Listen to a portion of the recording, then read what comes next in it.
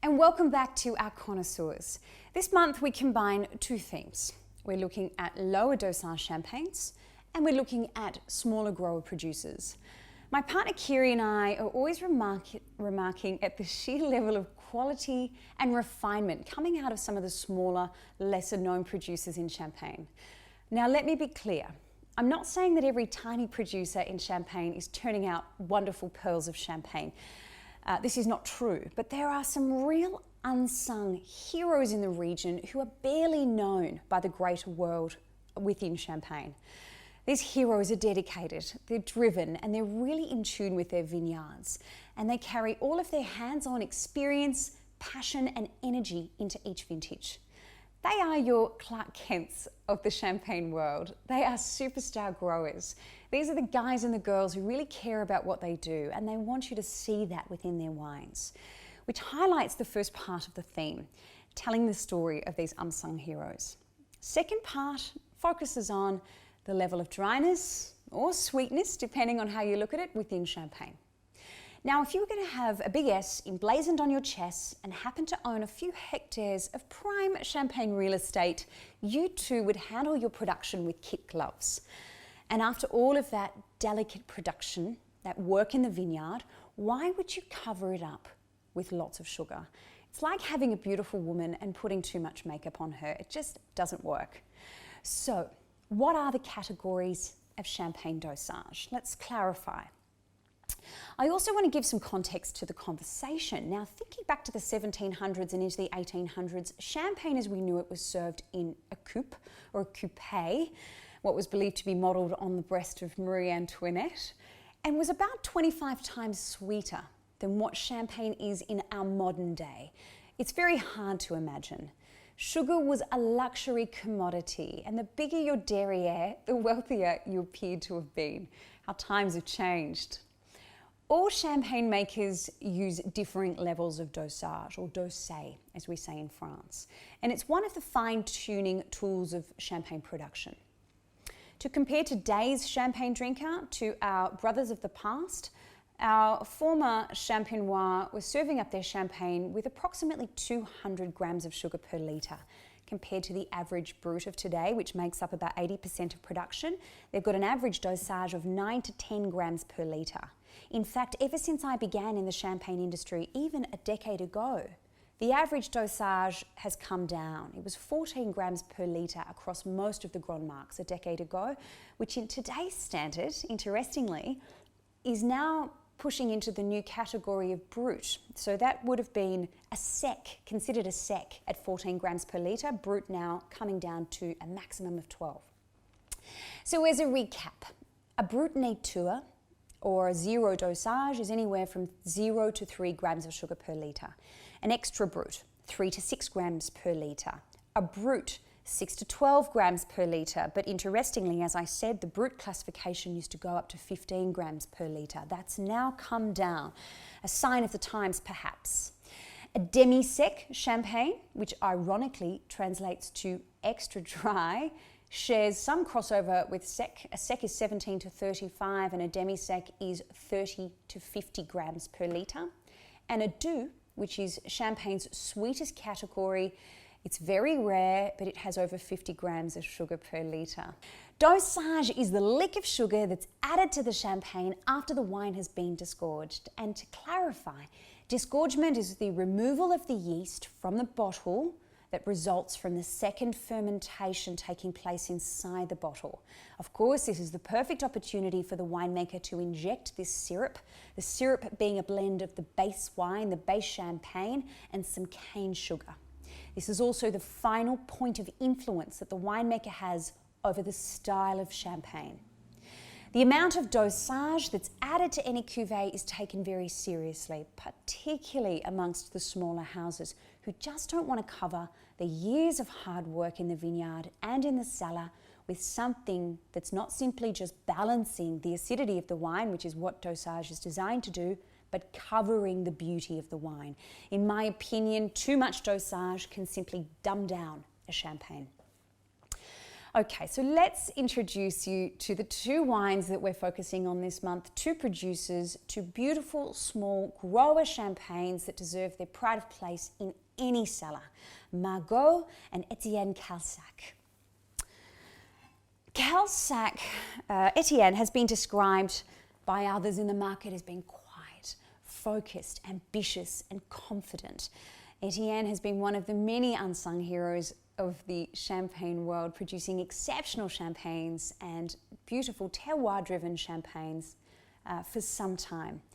Etienne's winemaking facility is located in the Grand Cru village of Avizay, just south of Epinay. And he manages just shy of 3 hectares of vineyards, which doesn't sound like a great deal of land, but once you incorporate the manual methods of production like horse ploughing and hand pruning and hand harvesting, it is quite a big task. His vineyard sites are mainly located in the Côte de Blanc, so the villages of Avizay and Grasse, which are noted as exceptional areas for quality Chardonnay.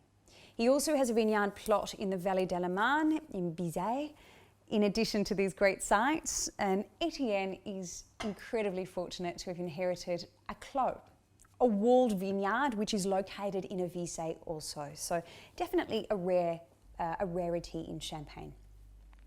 The Calsac family have been producing high quality grapes within the region for multiple generations. But previously the focus has been selling this wine into the négociants, into some of the larger négociants, and some of which you would know very well. Etienne took over the reins in 2008 and changed the direction of the family house completely. In a very brave move, he's really focused his energies on organic farming with a view to becoming biodynamic, which he has now just accomplished. As mentioned, he's decided to plough the soils by horse. He uses plant cover crops to keep the soils invigorated and to allow the roots of the vine to penetrate really deep into the chalky soils, limestone and clay soils. And all too often we hear this romance towards the champagne viticulture, but the truth is, by really focusing on the viticulture, the superstar growers like Etienne feel that it gives the vines the best ability, the best possible way of expressing the unique terroir of where their vineyard is located.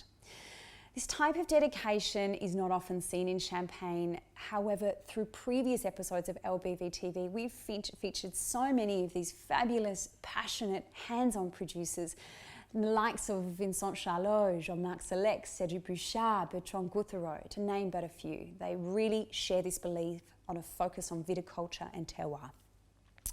Etienne ferments each patch of his grapes completely separately before he skillfully blends across the plots to capture the essence of his vineyards.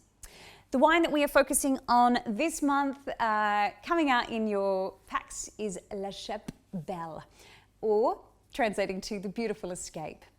It's an extra brut champagne with a very light dosage of 2 grams per litre. 95% Chardonnay coming from the Grand Cru region of Avizay and 5% Pinot Noir drawn from the Vallée de la Marne. Average age of the vines is 29 years and a mere 3,500 bottles are produced. This is one secret we don't want to get out. The wine has lovely citrus notes, lovely floral notes, but for me, look out for the characteristic of violet, which I thought was very pretty and very prominent on this wine. But there's also a richness to the aroma with toasted notes coming through, in addition to the citrus and the florals. The wine has great length, beautiful body and beautiful balance, and for me, the low dosage is doing this wine the perfect justice. It's not perceptible. The second feature producer is Marguet, and the wine maker Benoit Marguet and his team, like Etienne Calsac, is also an organic and biodynamic producer. They plough the soil with horses and have been doing so since 2010.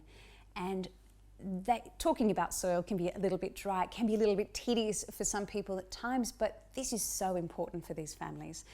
And when you're sipping wines like this particular champagne, it really is all about the exact attention that the winemaker is focusing in, and that transition from the soil into the glass is very transparent.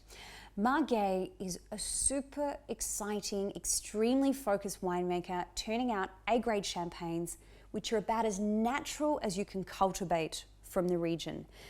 Benoit uses wild yeasts. He ages the wine in a small 225 litre oak barrel for a period of approximately 9 months. And according to his peers, he really is one of the most natural winemakers within the Champagne appellation. He has completed many years of sulfur-free winemaking, which is super impressive, and he's used other means to replace that for stabilisation of the wine. Etienne Marguet Maison is located in the Grand Cru house, the Grand Cru village of Buzy, with other plots coming from Ambonnay and Mailly.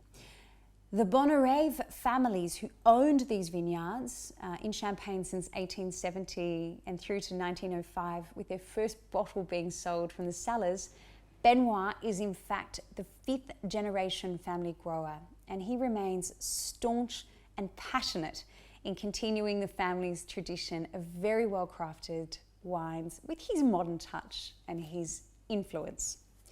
The champagne from the Maison that we're featuring is Elements 11. It's 100% Grand Cru fruit, 66% of that being Pinot Noir, 44% being Chardonnay. The wine itself considerably deeper in colour than the previous cuvée, to do with that deeper addition of the Pinot Noir, and the aromatic notes are much more red fruit aroma.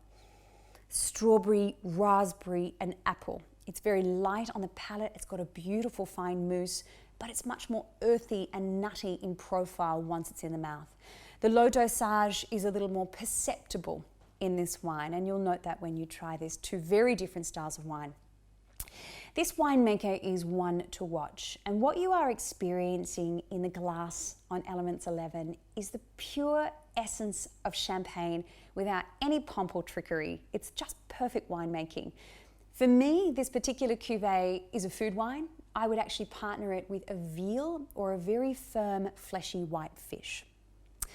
So please bear in mind that although as a society we're tending towards less sugar in our diets and our palates, however, taking the sugar out of champagne can sometimes leave you with quite an austere wine, sometimes an acidic wine, which to some consumers, particularly those who are new to the champagne category, may not enjoy. And although most winemakers produce champagne with a level of dosage they feel is perfectly appropriate to the particular cuvée they are making, and so they should, winemakers should completely disregard the critics and the market when dosing their wines. They will still have the consumer expectation in the back of their mind. Lower dosage champagnes are more of a connoisseur's style. And if you think this is you, then look out for the words extra brut on the bottle, or zero dosage, which very boldly is no sugar addition at all. Here you will see a naked champagne as it comes straight from the region, reflecting the true essence and terroir of the Champagne appellation. I hope you enjoy this month's wines and enjoy finding out about the unsung heroes of Champagne. Feel free to write to us if you want any further information on either producer, and we look forward to seeing you in the next episode of La Bonne Vie Champagne TV.